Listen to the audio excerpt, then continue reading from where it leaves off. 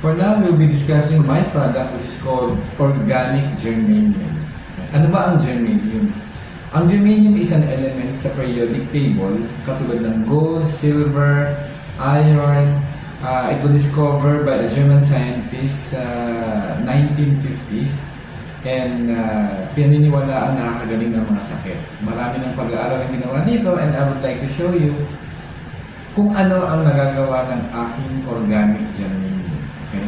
As you can see, meron po tayong tubig dito. My product is called Organic Germanium Stone. Okay? So, ito po ang Organic Germanium Stone na pinaniniwalaan or napatunayang nakakagaling ng sakit. Okay. Kung titignan niyo po, meron po tayong iba-ibang klase ng tubig na binibili sa ating mga sa kalye, sa mga tindahan. And sabi po nila, safe daw po inumin ito. No doubt about it, but papaliwanagan ko po kayo kung ano po ang mga tubig natin iniinom. Okay? Meron po ako ditong ilaw. As you can see, meron po siya. Pag pinagdikit niyo po, umiilaw po siya. Okay? So let's try po.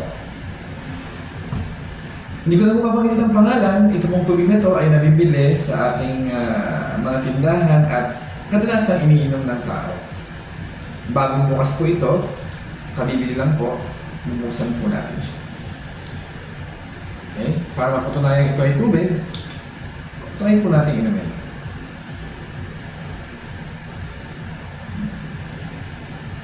Okay? Ngayon, ang unang katanungan po na ating tatalakayin is, ang kuryente po ba ay dumadaloy sa tubig? Maaring oo, maaring hindi ang inyong sagot, but definitely, kung mayroong tubig sa paa nyo at kinuryente ang tubig, kukuryente ka. Ngayon, para mapatunayan po natin, meron po tayong kuryente dito. Ito po. Ito po yung tubig. So, pag pinagdikit ko po siya, umiilaw po siya. So, ang question po is, kung hindi ko po siya pagdidikitin at ilulubog ko po ng sabay sa tubig, iilaw po ba ito? Atin pong tingnan. Ayan po. Nilubog ko po. Ngunit hindi po siya umilaw. Pero, kung tinignan niya po, pag pinagdikit ko, iilaw naman po siya. Pero pag hindi po, hindi po siya umilaw. So, ibig sabihin, hindi po dumadala yung kuryente sa tubig na ito. Okay? So, ito po yung unang tubig natin. Subukan naman po natin dito sa isang tubig na to. Okay? Para mapatunayan yung tubig po, inumin po natin. Okay naman po ang lasa. Try po natin. Buhusan din po natin ng tubig. Ayan po. Ngayon, tingnan po natin kung iilaw din po siya. Testingin po natin ito. Umiilaw naman po. Pero kung ilulubog po natin sa tubig na to, hindi din po siya umiilaw.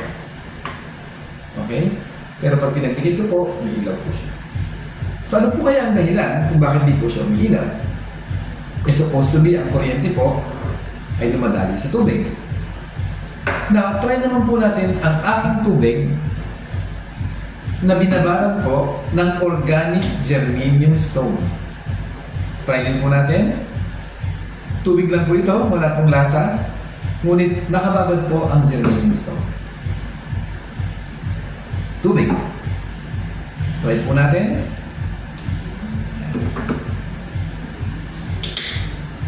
Uulitin ko po. Okay. I-try po natin sa unang tubig. Wala pong ilaw. Pangalawang tubig. Wala po. Ngunit sa batong binabara ng germanium, siya po ay umilaw. Uulitin ko po dito. Wala. Ngunit dito po, ay may ilaw. Ano po kaya ang dahilan? Okay? Ang tanong po ay, ano mas magandang inumin? Yung po bang umiilaw o hindi umiilaw? Another test po na ating gagawin ay ito. Ang tawag po dito ay pH tester. pH meaning potential hydrogen. Of course, water contains hydrogen. So, titingnan po natin kung ano ang magiging effect nito sa tatlong tubig na to. Patakan po natin ng sabay-sabay. Tatlong patak lang po. 1, 2, 3. 1, 2, 3. 1, 2, 3. Kung mapapansin niyo po, ang kulay po ng una nating tubig ay dilaw. Pangalawa po, dilaw din po. Ngunit po ang tubig na binabara ng germanium ay blue po ang kulay. Ano pong ibig sabihin niya? Ibig sabihin po, ang mga tubig na kulay dilaw ay mababa po ang pH, meaning to say it's acidic. Pag umiinom ka ng masyadong acid, definitely nadagdagan ang acid mo sa katawan at doon nagsisimulang mag-deteriorate ang ating mga cells. Although meron tayong acid sa katawan ng panunaw at sobrang acid will lead to acidity and sickness. Samantalang ito po, mataas ang pH, meaning more minerals are present in this water. Pero kahit po subukan po natin uli ito, kung iilaw ay wala po, at ito po ay umiilaw pa rin po. Wala. So ano pong ibig sabihin nun?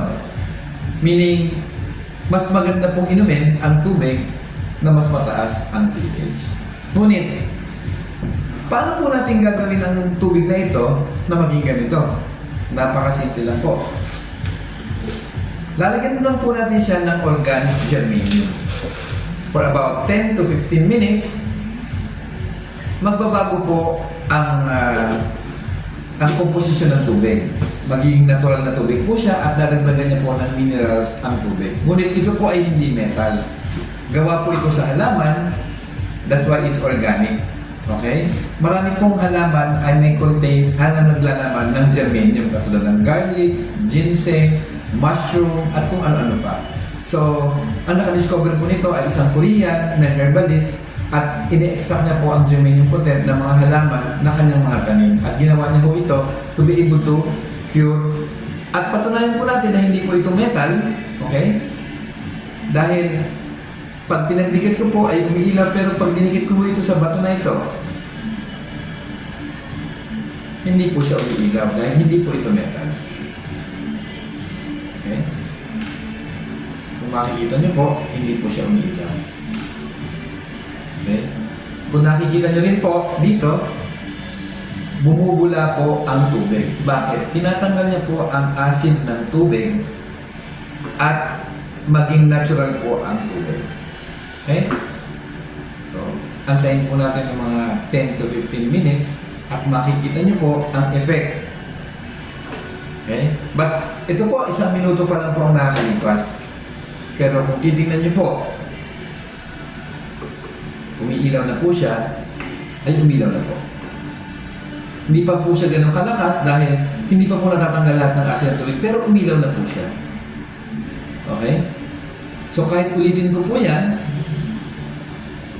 sa tubig na ito, again,